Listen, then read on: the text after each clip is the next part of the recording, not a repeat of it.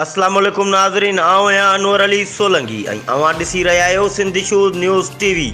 Sindhi shoes news TV bulletin में अवां खे भलीकार ख़बर शामिल कंदासीं। तालका बिरा जे रिपोर्टर अली ज़मा कलोड़े जी बिरा सिटी एहसास किफ़ालत रजिस्ट्रेशन सेंटर ते सवें औरतुनि जी रोज़मर्रा रश हुजण बावजूद औरतुनि जे लाइ न पाणीअ जो बंदोबस्त न वेहण जो बंदोबस्त आहे।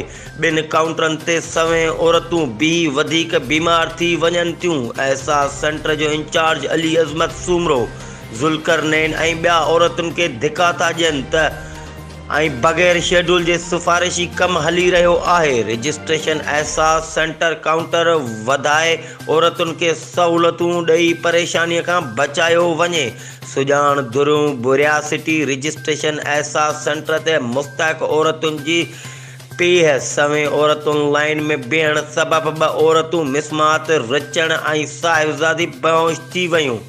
बेहोश औरतुनि खे मक़ामी अस्पताल मुंतक़िल कयो वियो। एहसास रजिस्ट्रेशन ऑफिस आॾो ॿेराड़ीअ जूं ग़रीब मिसकीन पीरसन औरतूं ॿ ॾींहं चकर लॻाइण जे बावजूद रजिस्ट्रेशन जे अमले खां रहिजी वञनि थियूं।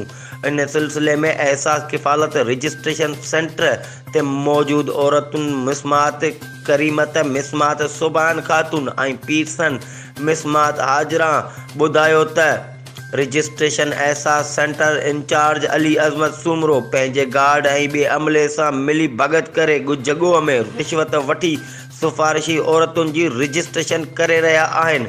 इन्हनि चयो त एजेंट मुक़ररु करे ॻरी रिश्वत एवज़ रजिस्ट्रेशन कई वञे थी। असां सॼो ॾींहुं ख़्वार थी रहियूं आहियूं। हिननि वज़ीर आज़म ऐं एहसास किफ़ालत रजिस्ट्रेशन फ़ोकल डॉक्टर सानिया निस्तर खां अपील कंदे चयो त एहसास किफ़ालत रजिस्ट्रेशन जे करप्ट अमले खे हटाए ग़रीब मिसकीन बेपोच माण्हुनि जी रजिस्ट्रेशन कई वञे। ही हुयूं हिन वक़्त ताईं जूं अपडेट्स। वधीक ख़बरुनि ऐं अपडेट्स लाइ ॾिसंदा रहो सिंधी शूज़ न्यूज़ टीवी।